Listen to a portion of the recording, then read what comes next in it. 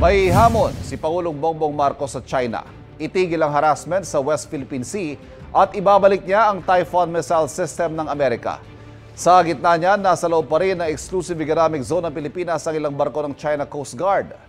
Narito ang aking unang balita. 9701. This is China Coast Guard vessel 3304. The so-called award for South China Sea arbitration is illegal and invalid.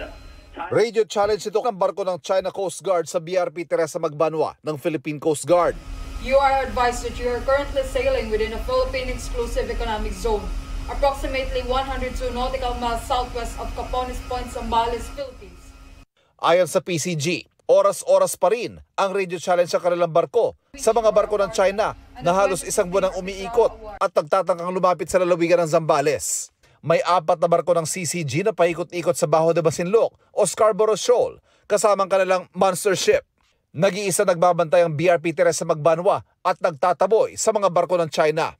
Noong January 13, sinabi ng National Maritime Council na naghain na ng diplomatic protest ang Pilipinas kaugnay sa pananatili ng mga barko at helicopter ng China sa exclusive economic zone ng Pilipinas. Wala pang isang linggo matapos ito, 2 insidente ng pangaharas ang iniulat ng PCG.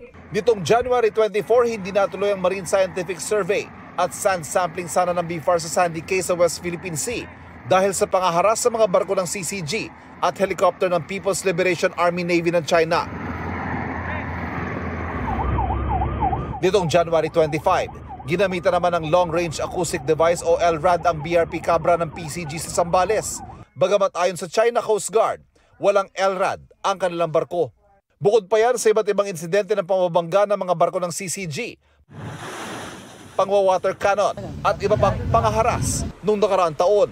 Usually we file diplomatic orders weekly. Guess how many diplomatic orders we filed last year? 52. The year before, 52. The year before that, mga 200 plus. Kasi minsan nagiging daily. May hamon si Pangulong Bongbong Marcos sa China. Let's make a deal with China.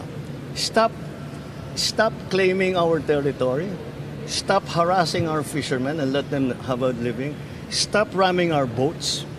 Stop water cannoning our people.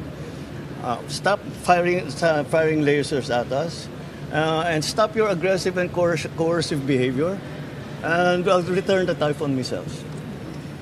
Tigil nila yung ginagawa nila, babalik ko lahat yan. Sinabi ito ni Pangulong Marcos ang tanongin tungkol sa pagkondena ng China sa pananatili ng Typhoon missile system ng Amerika sa Pilipinas. Ilang beses ang umalma ang China sa pananatili ng missile system na kaya magpalipad ng Tomahawk missiles hanggang China at Russia mula sa Pilipinas. I don't understand the comments on the Typhoon missile system. We don't make any comments on their missile systems, and their missile systems are 1,000 times more powerful than what we have. So, I don't understand.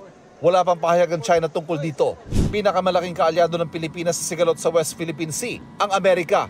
Kinumpirma ng Pangulo ang napipintong pulong nila ni US President Donald Trump, kabilang sa posibleng pag-usapan ng bagong immigration policy ng Amerika, kung saan 100,000 Pilipino ang apektado. We'll see how we can